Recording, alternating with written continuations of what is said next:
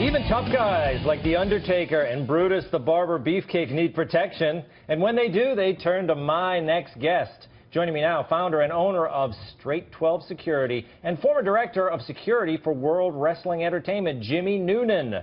Jimmy, welcome. Thank you very much. Good to see you. Look, when I see you, Jimmy, I think you look at a guy like this, and how could you do anything but security? I mean, do people come up to you and, like, when you're on vacation and think you're the security guy? I was in Cannes exactly this time last year, and I was getting onto Naomi Campbell's yacht with my client, and she walked down her stair. Yeah, right. Excuse me while I pick up that name and drop. And she said, "I guess you're Vic Security." I said, "Yes, ma'am, I am." She goes, "Well, at least you look the part."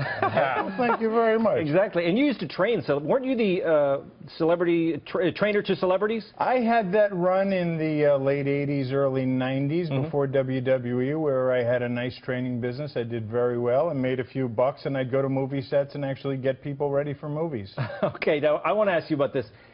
What were your primary duties at a WWE event? Ooh, you took care of the talent, number one. You kept the talent away from the fans. You kept the fans away from the talent.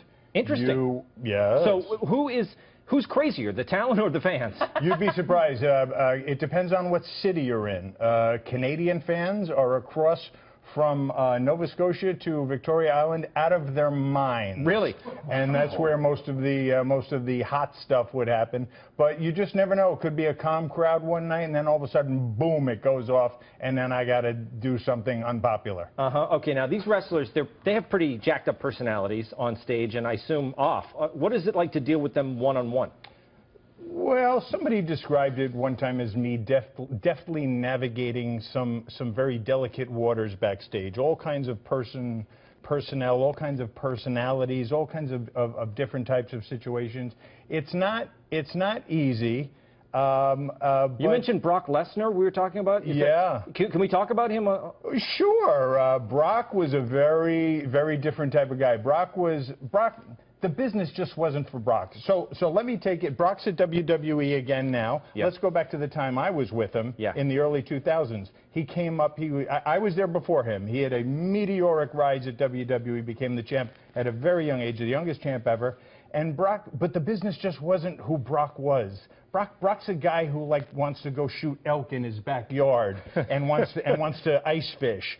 WWE wasn't for him, but he did very well at it.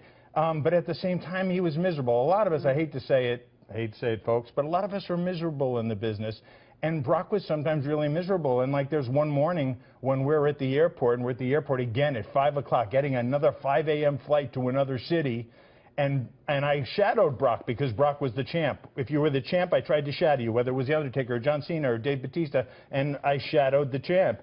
And Brock, we walk into the airport at the same time, and he looks at me and goes, "Noonan, if one fan comes up to me and asks me for an autograph, I'm going to punch you right in the face." Wow. And that would be the beginning of my day. And I'd be like, he hated WWE so much at the time that he bought his own airplane to fly in.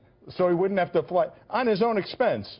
So he wouldn't have to be with the boys in the airport and to be with the fans. Unbelievable. I hope I'm not telling too many secrets. I like it. This is what I want, some personal stories. Thank you so much for joining us, Jimmy Noonan. We got to go.